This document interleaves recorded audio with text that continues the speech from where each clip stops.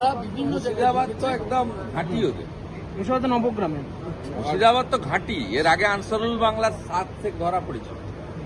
মাদ্রাসা খুলে 1.5 বছর চালিয়েছে, 3বার তৃণমূলকে ভোট দিয়েছে।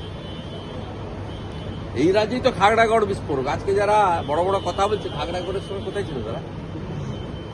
এই রাজ্য হচ্ছে সেফেস্ট প্লেস, এবং এখানে ইসলামিক টেররিজম পশ্চিমবঙ্গ হয় না। তার কারণ পশ্চিমবঙ্গে এই এক্সট্রিমিস্ট ফোর্সরা তারা মনে করে এটা ওদের সেফ জায়গা। মমতা ব্যানার্জি থাকার জন্য এটা ওদের কাছে সেফ জায়গা। আর আমরা থ্রেট কল খাই। আমি 2 দিন আগেও পাকিস্তান থেকে থ্রেট কল করি। তাদের ইন্টারনাল জানেন জানি ডেলি করে, বাংলাদেশ থেকে তো ডেলি প্রত্যেক দিন করে। আমার হোয়াটসঅ্যাপ নাম্বার সবাই জানে। রাজ্য সরকার কোঅপারেট করবে।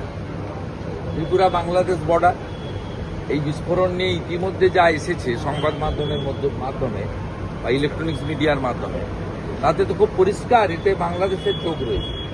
আর বাংলাদেশের যোগ থাকলে বাংলাদেশের বর্ডারের যে স্টেটগুলো রয়েছে তার মধ্যে 5টা স্টেট পড়ে। তার মধ্যে ত্রিপুরা পড়ে, আসাম পড়ে, ত্রিপুরা পড়ে, পশ্চিমবঙ্গ পড়ে। স্বাভাবিকভাবে সেখানে এনআইএ রোড হচ্ছে। আর পশ্চিমবঙ্গে নিষিদ্ধ সংগঠন যেগুলো আছে, সিমি, পিএফআই থেকে শুরু করে, এদের তো গতিবিধি মালদা মুর্শিদাবাদে এর আগে অনেকবার প্রমাণিত হয়েছে।